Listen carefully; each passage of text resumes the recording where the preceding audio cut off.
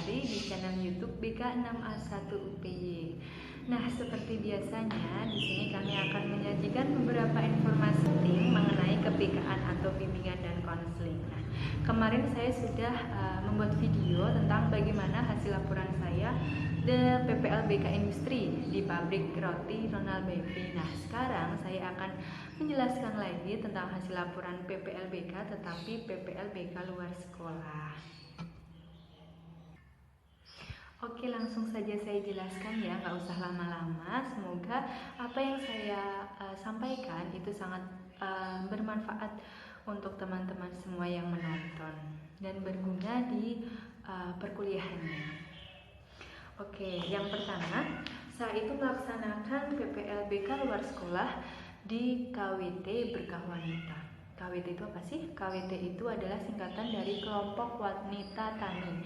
Nah, saya melakukan PPL itu di KWT Berkah Wanita daerah Banjardowo, Gedangrejo, Karangmojo, Gunung Kidul. Lalu KWT itu pada dasarnya sama seperti kelompok tani yang lain, tetapi yang membedakan itu semua anggota dan semua pengurus itu semua perempuan tanpa terkecuali.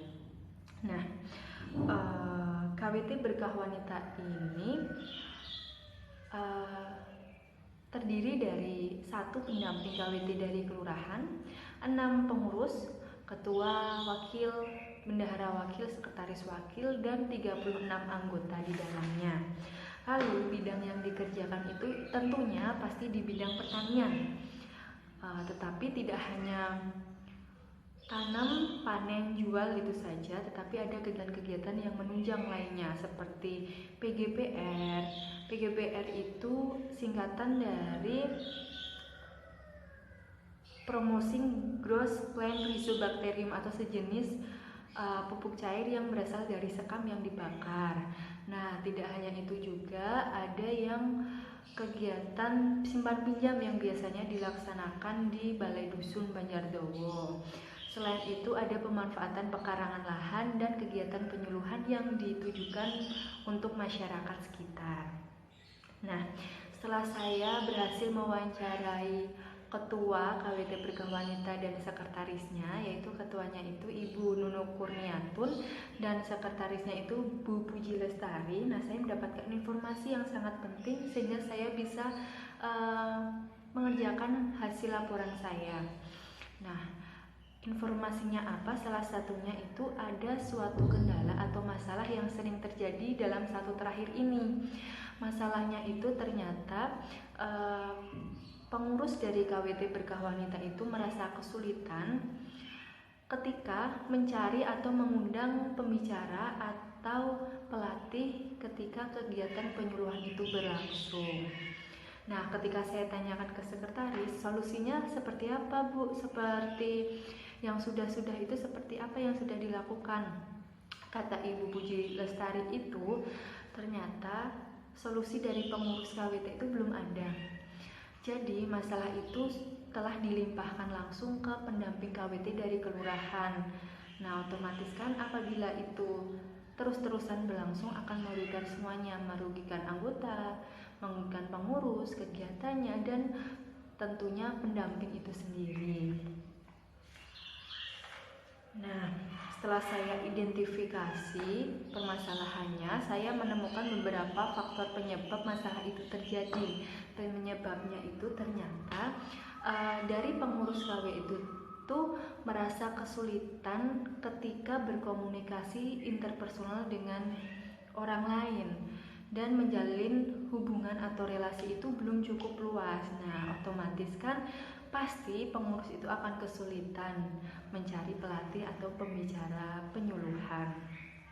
Nah, sehingga menurut saya itu perlu diadakannya rancangan layanan kegiatan bimbingan dan konseling untuk mengatasi masalah ini. Nah, sebagai calon konselor, saya mencoba merancang sebuah kegiatan untuk mengatasi masalah tersebut.